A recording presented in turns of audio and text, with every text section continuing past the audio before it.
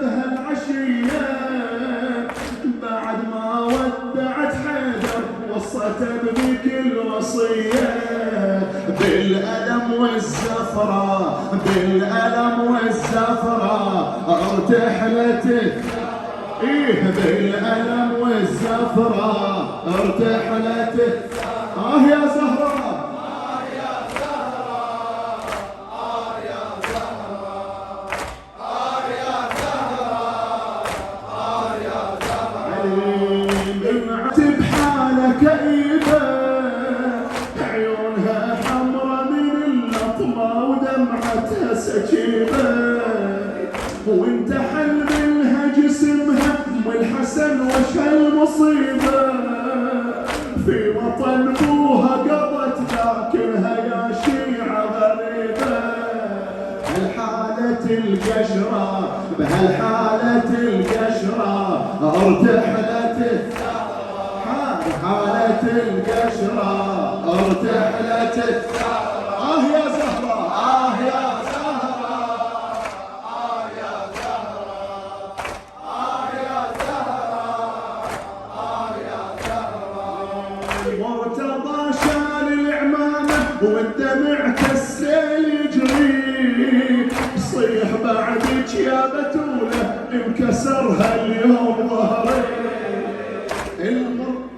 مرتضى شال العمامة والدمع كالسيل يجري يصيح بعدك يا البتولة انكسرها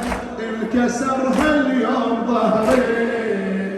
بعد ابوك وبعد عينك لقضي الونات عمري انا هو الصابر يا زهرة بس مصابك هدم صبري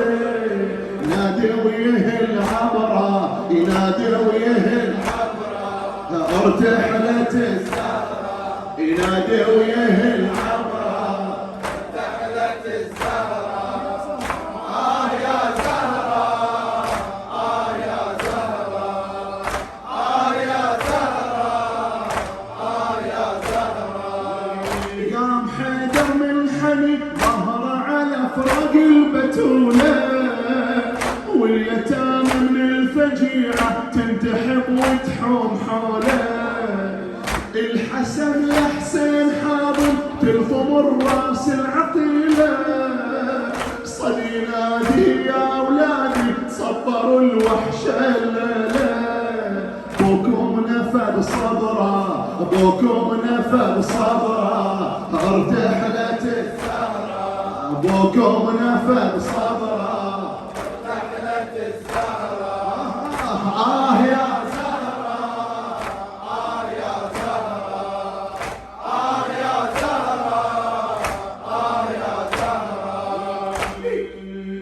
بالمغتسل مدد البضع والقلب يسعر وديده شاف يا ويلي اللطمة ظل يجر ون شديده وارتفع منه نحيبه على الضلع من مرة ايده صاح يا زهرة بعد عينك انا عمري مريده من شدة العصرة من شدة العصرة ارتحلت الزهرة من شدة العصرة ارتحلت الزهرة يا زهرة يا زهرة يا زهرة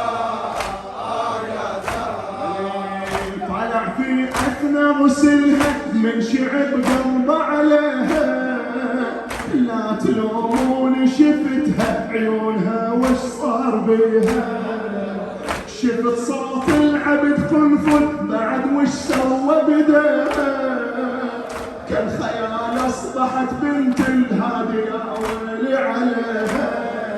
فجعتني هالنظرة فجعتني هالنظرة ارتحلت الزهرة فجعتني هالنظرة